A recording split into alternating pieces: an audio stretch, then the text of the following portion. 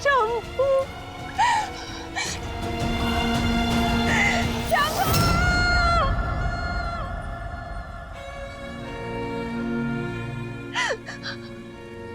नहीं, इससे अधिक पीड़ा संसार में किसी ने किसी को नहीं दी होगी। राम, जो तुमने और तुम्हारे भाई ने मुझे दिए उस जनक नंदिनी सीता के कारण। एक स्त्री के लिए उसका रूप और मान, और एक माता के लिए अपने संतान के प्राण संसार में सबसे अधिक प्रिय होते हैं। और तुमने मुझसे दोनों छीन लिए।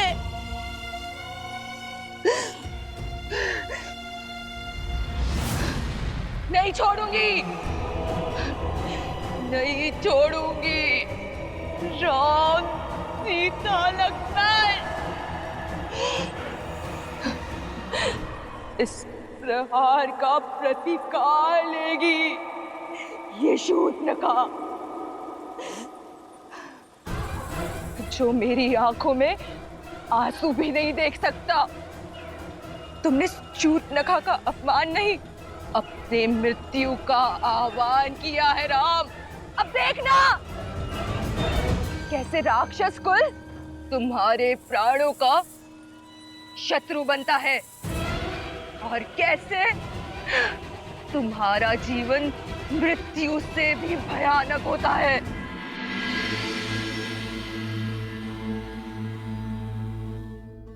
ये कैसा विरोधाभास है महादेव?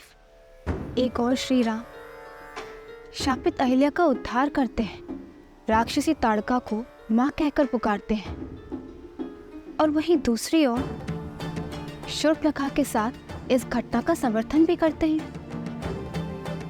उसे क्षमा क्यों नहीं किया दीन दयालु श्री राम ने?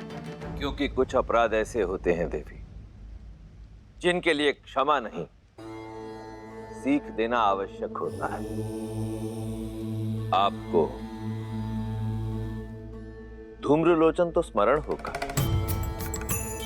वो असुर जिसने स्वयं आपके समक्ष भी ऐसा ही कुप्रस्ताव रखा था। आपने उसे एक फूंक मारकर भस्म कर दिया था।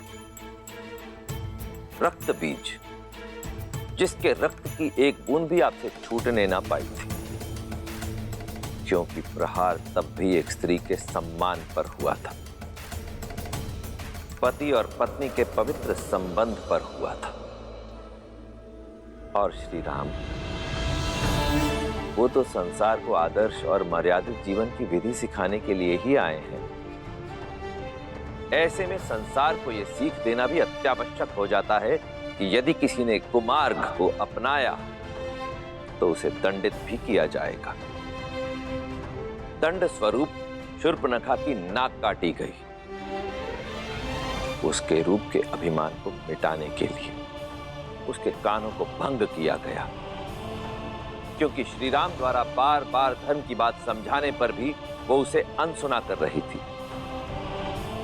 आप स्वयं विचार कीजिए देवी, शूर्पणखा को उसकी वासना और कामुकता की भावनाओं ने इस सीमा तक ग्रसित कर दिया कि वो ये भूल ही गई कि वो वहां अपने पुत्र को ढूंढने गई है।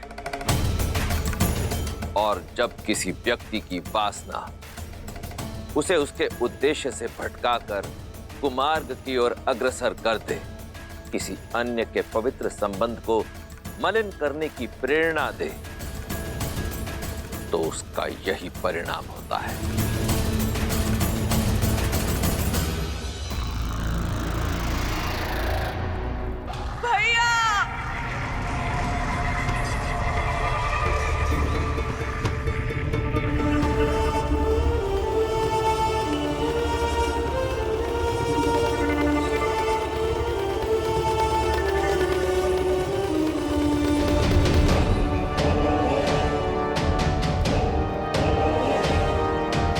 शूर्पणखा। बहन, भैया,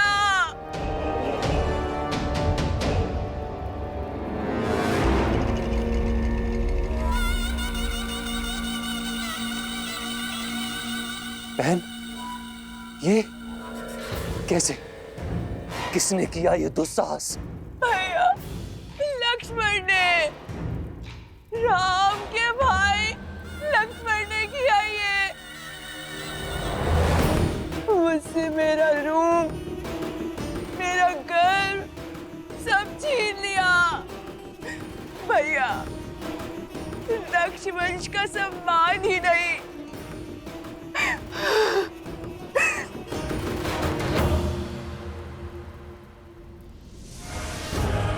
मेरे पुत्र के प्राण भी ले लिए भैया। शंभू,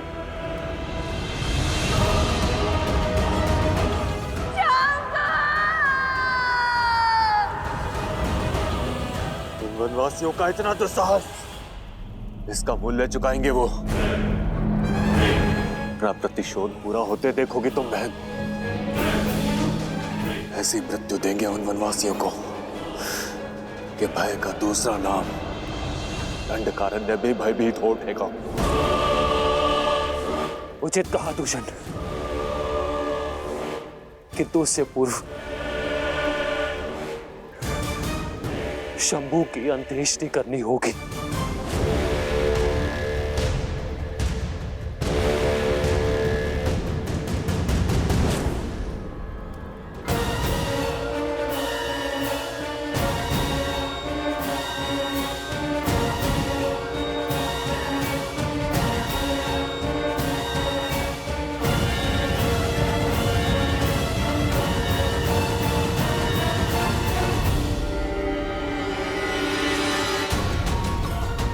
दूषण, अभी के अभी इसी क्षण हमारी पूरी सेना को सज्ज करो।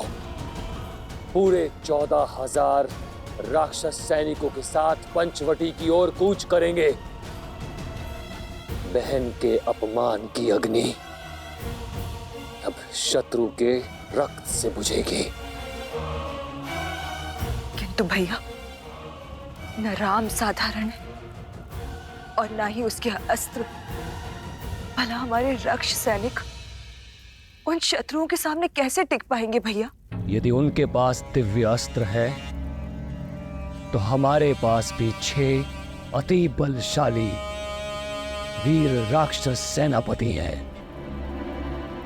दूषण और महाकपाला के साथ 4 और शूरवीर, जिनमें बल और बुद्धि दोनों का अद्भुत संगम है। और उनमें पहला है 3 सिरों का स्वामी, अपनी भुजाओं में संपूर्ण सेना का बल रखने वाला असुर सेनापति त्रिशिरा।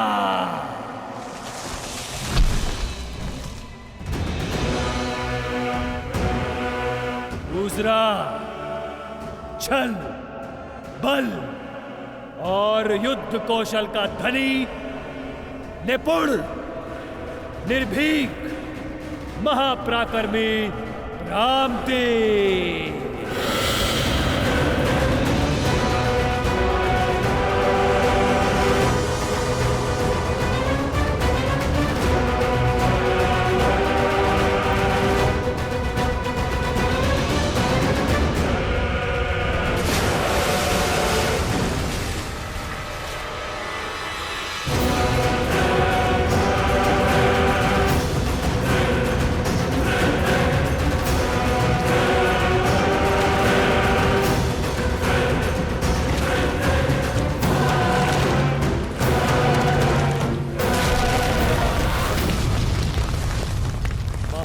शक्तिशाली, आतंक का पर्याय, बल की पराकाष्ठा, जिसके आगे न देव टिक सकते हैं न दानव, महाबली अरिष्टा। और सबसे शक्तिशाली अस्त्र, कुटिलता में पारंगत दया से दूर, बल से भरपूर, अनेकों बार इस धरा को संतों के रक्त से रंगने वाला परम प्रतापी स्तुलक्षा, जिनके वार से देवता भी नहीं बच सकते, उनके प्रहार से वो तुच्छ मानव कैसे बचेंगे? मनुष्य शरीर 5 तत्वों से बना है और हमारे 6 वीर सेनापति राम और लक्ष्मण का हर अंग भंग कर देंगे, आत्मा तक को नष्ट कर देंगे उनकी।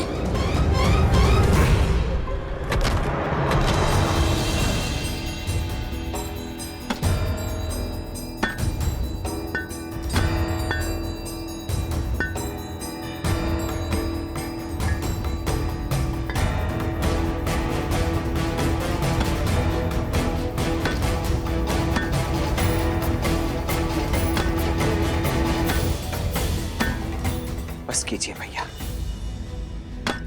अब तनिक विश्राम भी कर लीजिए। शेष कार्य मैं स्वयं ही कर लूंगा अकेले।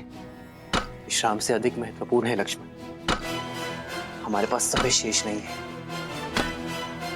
दिन ढलने के पूर्व इस गुफा का निर्माण करना होगा। जितना मैं उस को समझा, वो रात्रि में ही प्रहार करेंगे।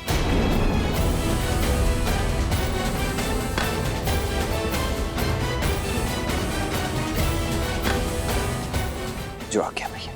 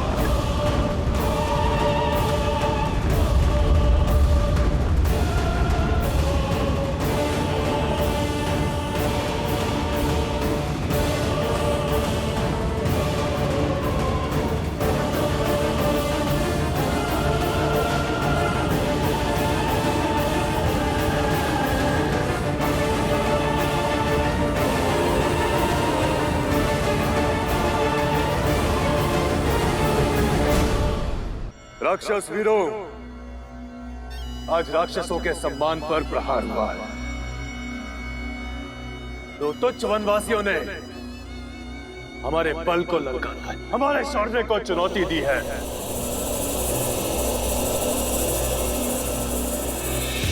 परंतु आज हम ये सिद्ध कर देंगे कि क्यों धरा से लेके आकाश तक राक्षसों के आतंक से कांपते हैं, क्यों सदा त्रिदेव हमारी ही चिंता में मग्न रहते हैं। हम राक्षस कहलाते हैं। राक्षस, राक्षस।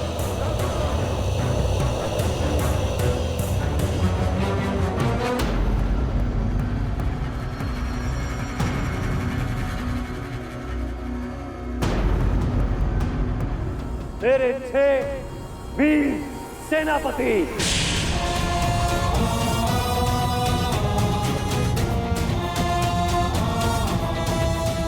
अपनी अपनी सैन्य टुकड़ी के साथ आज रात यहां से प्रस्थान करेंगे।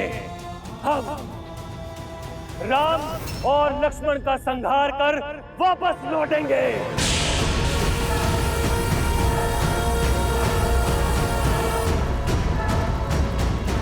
और इस द्वंद्व में हमारा पुरस्कार होगी ब्रह्मांड सुंदरी सीता।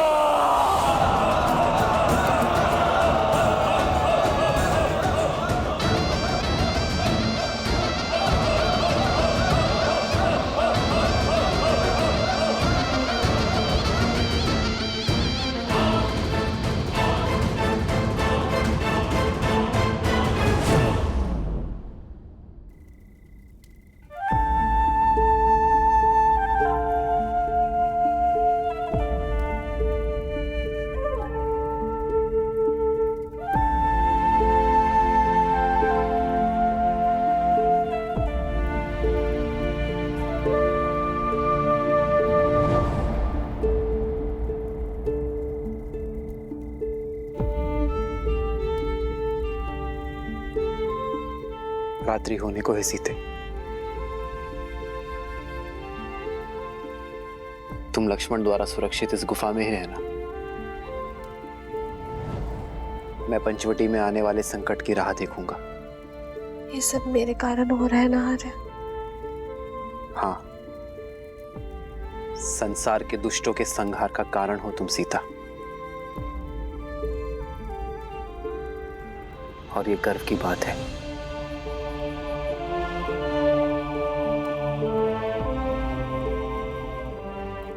अब मुस्कुरा भी दो सीता। मेरी सीता के सुंदर मुख पर चिंता का भाव शोभा नहीं देता।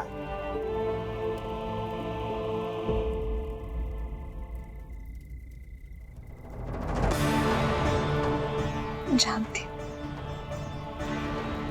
विजय धर्म की ही होगी, मेरे श्री राम की ही होगी। भाभी माँ की आप तनिक भी चिंता मत कीजिए भैया। मैं उनकी रक्षा उसी प्रकार करूंगा जिस प्रकार पलकें आंखों की करती है। जानता हूं लक्ष्मण, तभी तो अपनी प्राण प्रिय सीता की सुरक्षा का उत्तरदायित्व मैं अपने वीर भाई के कंधे पर सौंप कर जा रहा हूं।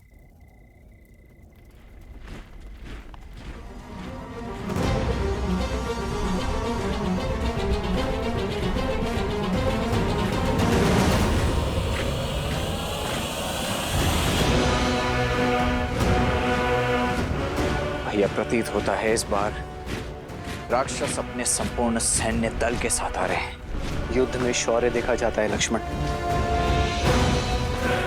शत्रु की संख्या नहीं।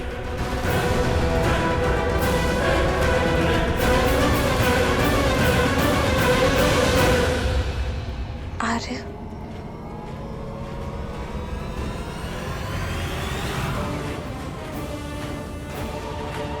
जानता हूं सीते, अपना ध्यान रखूंगा।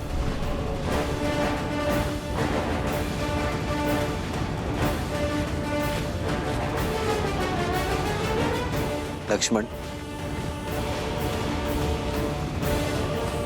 जी भैया।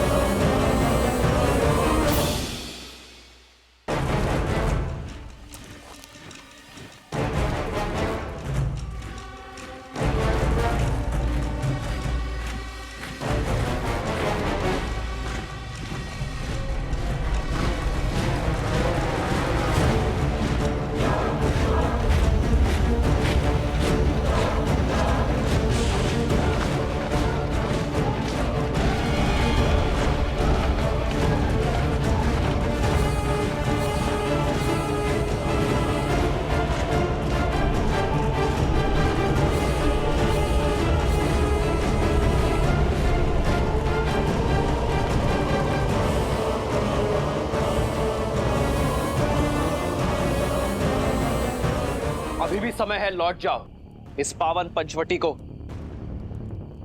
तुम्हारे रक्त से रंगना नहीं चाहता मैं। सत्य कहा।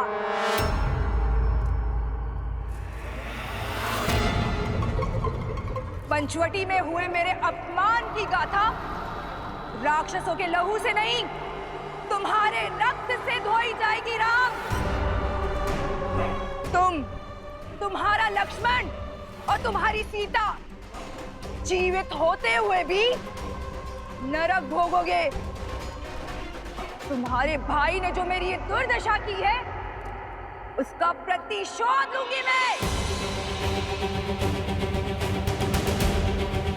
बुलाओ, बुलाओ उस कायर को।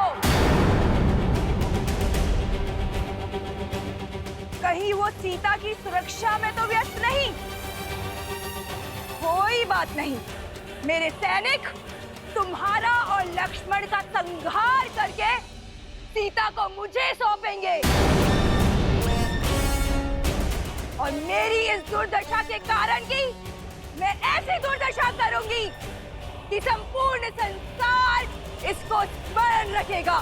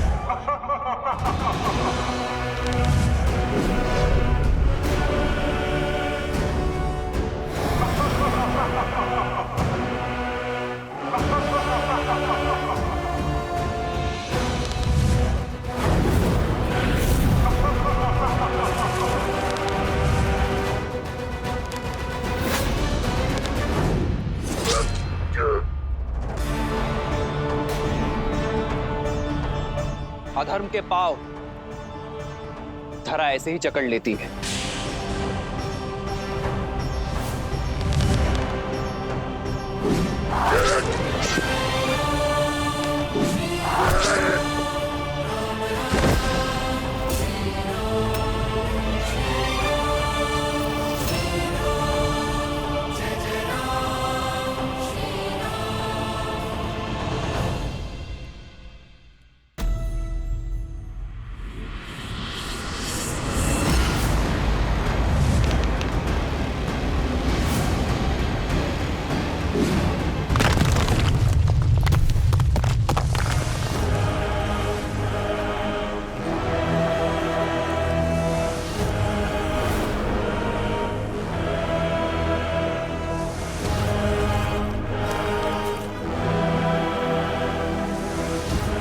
परमपति के नाशक, अब तेरा नाश मेरे हाथों होगा।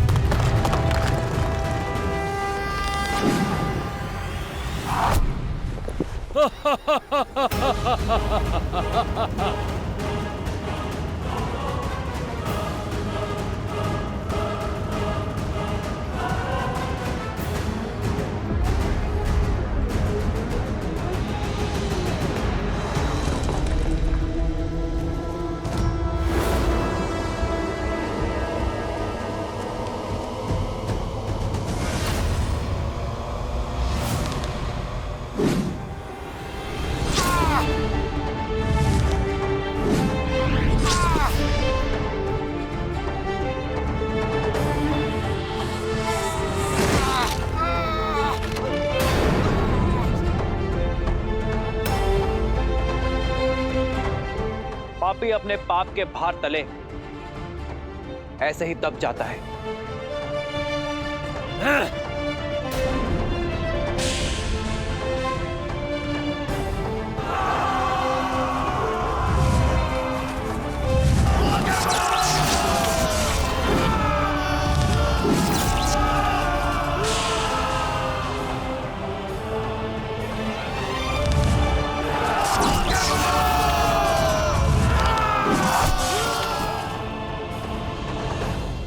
ऋषिरा, अब बल का नहीं बुद्धि का प्रयोग करो। अपनी शक्तियां लगाकर पता करो कि इस राम ने उस सीता को कहां छुपा के रखा है।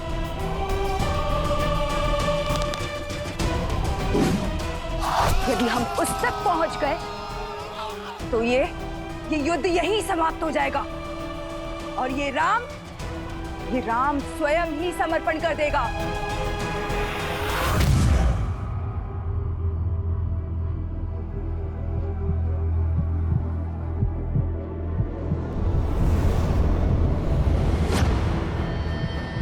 हे माता, आर्या की रक्षा करना।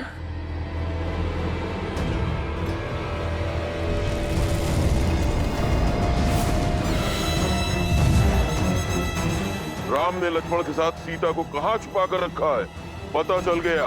तो विलंब किस बात का? चलो।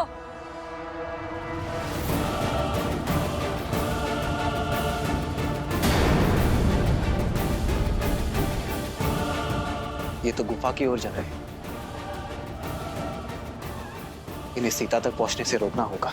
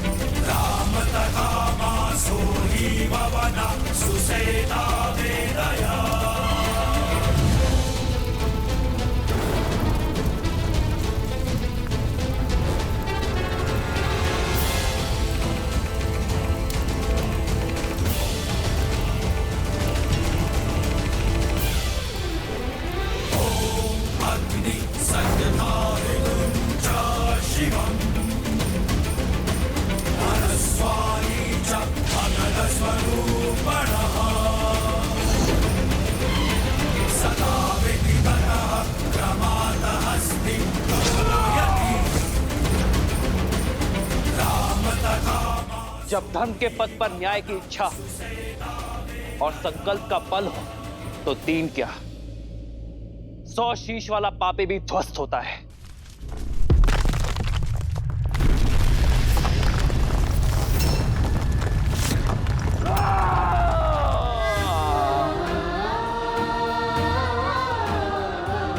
लक्ष्मण भैया, बाहर इतना कोलाहल हो रहा है, सब ठीक तो है ना? भाभी माँ, वहां राम भैया है जिनके समक्ष स्वयं काल तक टिक नहीं सकता, तो अब थोड़ा कोलाहल तो होगा ही ना। आप निश्चिंत रहिए।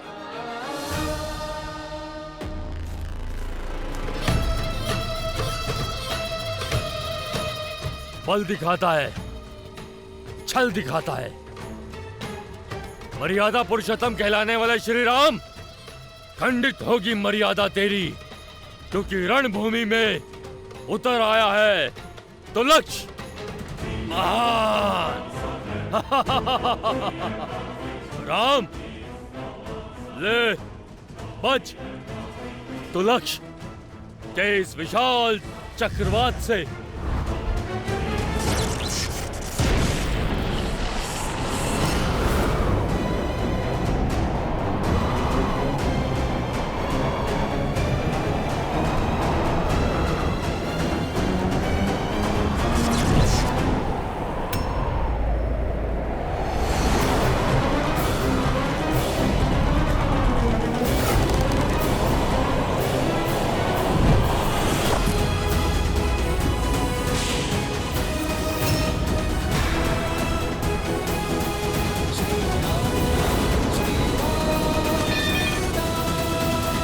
कब तक बचोगे वनवासी?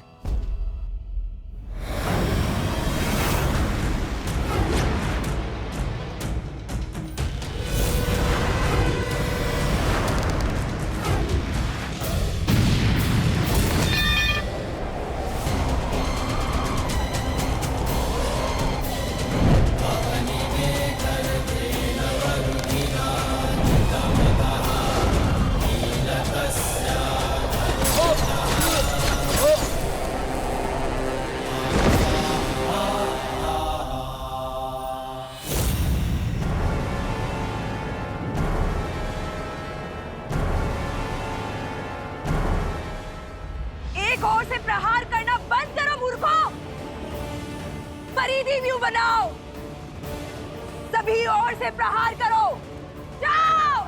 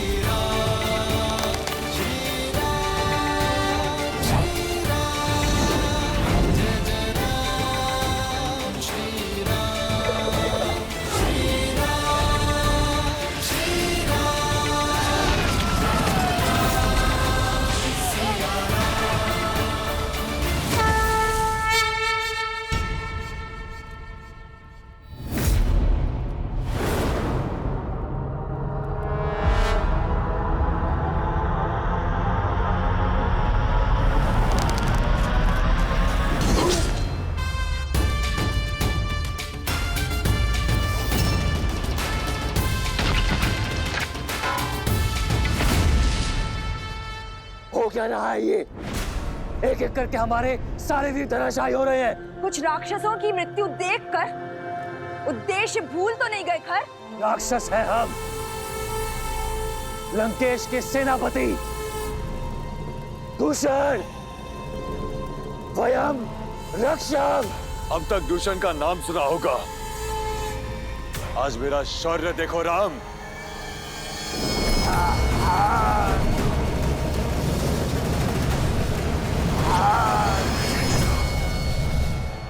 चाहे जितना प्रयास कर लो राम, मेरी मायावी अग्नि तुम्हें भस्म कर ही देगी। प्रतिशोध की अग्नि विश्वासघाती होती है दूषण, अंततः स्वयं को ही जलाती है। ओम वायवे नमः।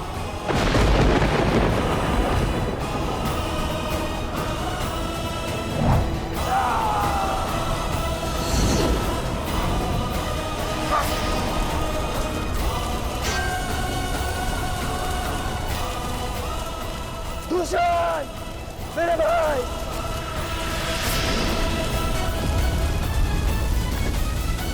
राम।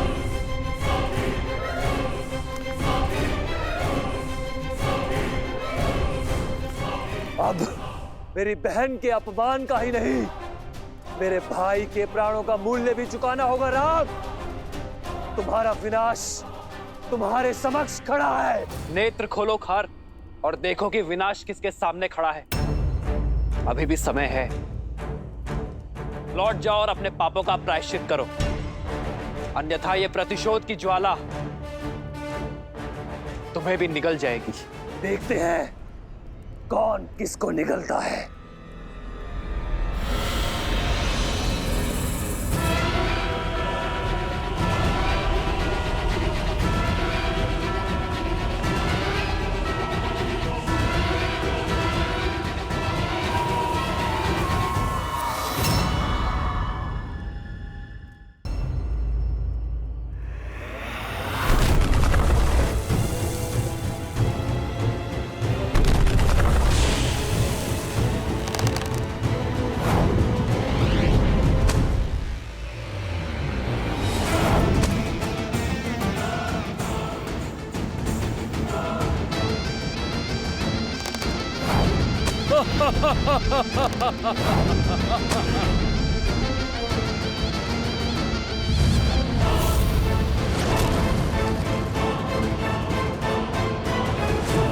सर्वप्रथम इसकी माया का अंत करना होगा।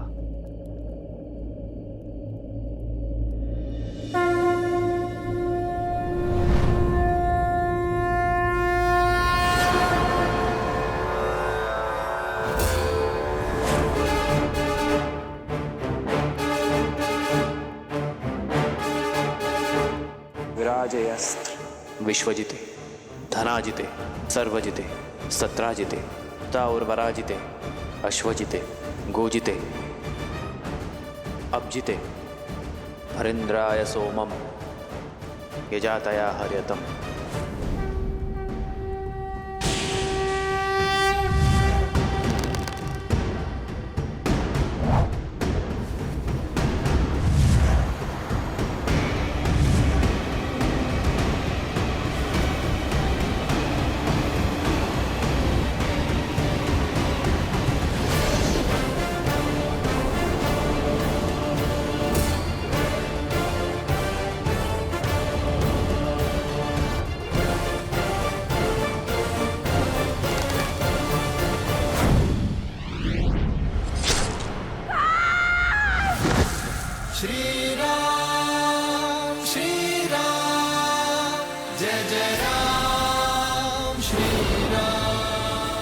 अभी ये युद्ध समाप्त नहीं हुआ है राम। मैं शांत नहीं बैठूंगी, प्रतिशोध लूंगी, प्रतिशोध लूंगी। लंकेश की बहन हूं मैं।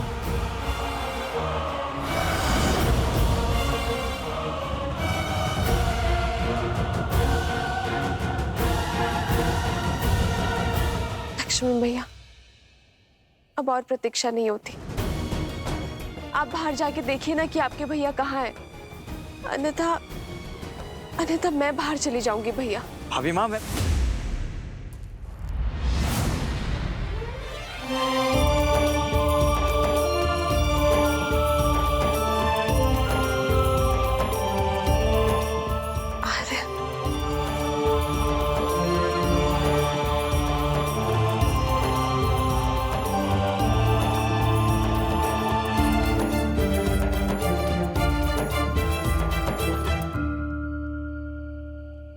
मैंने कहा था ना सीता, मुझे कुछ नहीं होगा, मैं अपना ध्यान रखूंगा।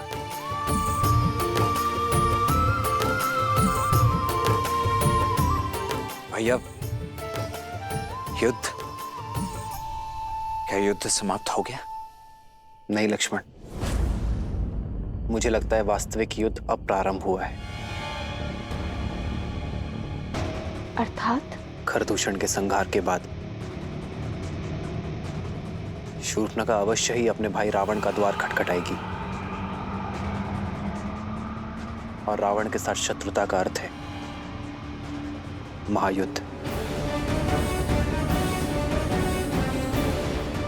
हमें सावधान रहना होगा लक्ष्मण। जी भैया।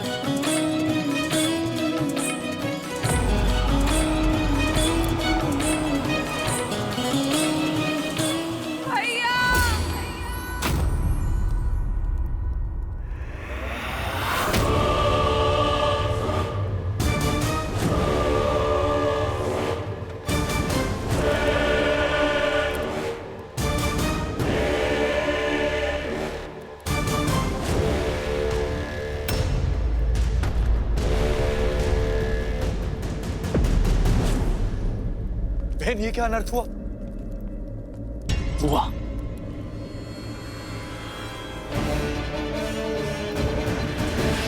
ये क्या अनर्थ हुआ?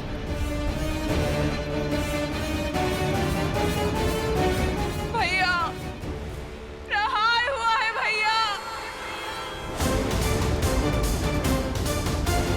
आपके शौर्य और गर्व पर प्रहार हुआ है भैया।